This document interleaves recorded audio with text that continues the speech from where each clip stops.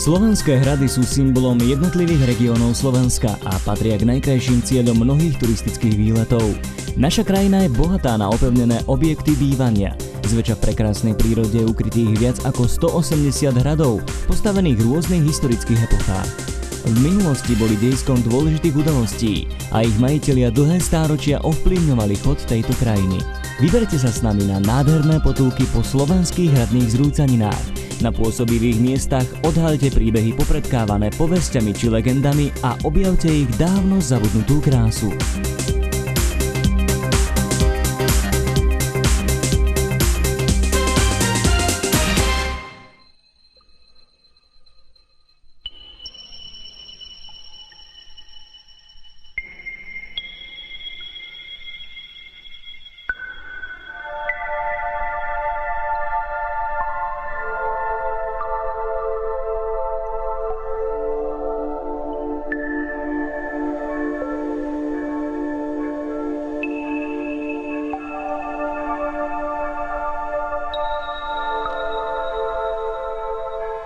Nad obcov Čachtice na juhozápadnom Slovensku sa vypína zrúcanina tajomného hradu v Karpatoch, známeho Čachtického hradu a bývalé sídlo krvavej grófky Alžbety Báthoriovej.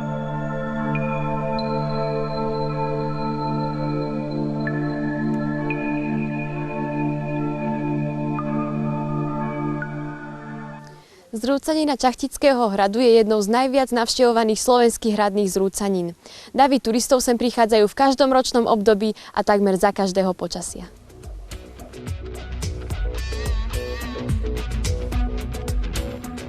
Mnohí z nich vidia zrúcaninu hradu prvýkrát naživo na vlastné oči, no sú aj takí, ktorí sem prichádzajú pravidelne a vždy tu objavujú niečo nové, nepoznané. Část slovenské historie, která se k tomu hradu váže, je velmi poutává, oslovila nás, proto se sem rádi vracíme i několikrát do roka. Samozřejmě nejkrásněji tady v létě, suchomilná flora, fauna. Hrad je krásně zakonzervovaný, návštěva je pokaždé, si sebou odneseme něco strašně hřejivého a určitě sem vrátíme. Tady naše potomstvo je tady dneska poprvé, nicméně už ve tváři je vidět, že se sem vrátí stejně jako jeho rodiče. Takže můžu jenom všem doporučit a opravdu jedno z nejkrásnějších míst na planetě.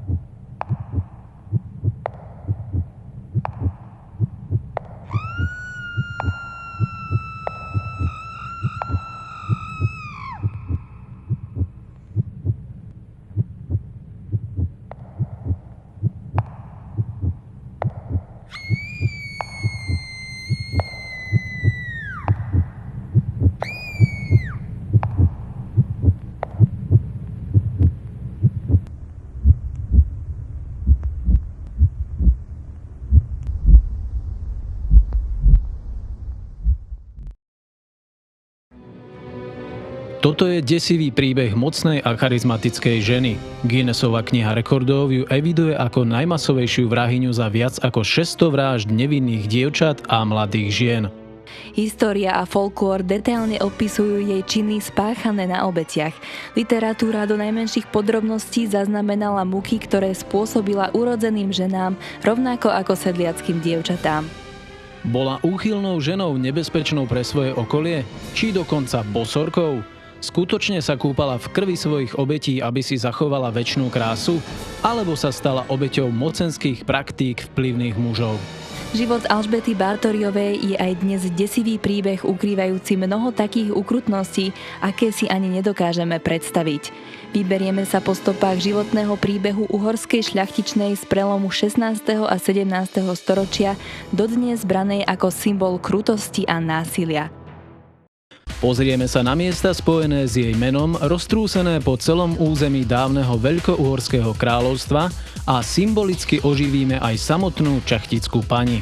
V rozprávaní založenom na výsledkoch pôvodných výskumov významných historikov za pomoci dostupnej literatúry odhalíme zaznamenanú pravdu archívov, ako aj hroznú legendu, ktorá okolo nej vznikla, a pokúsime sa oddeliť fakty od fikcie, oddeliť skutočnosť od senzácie.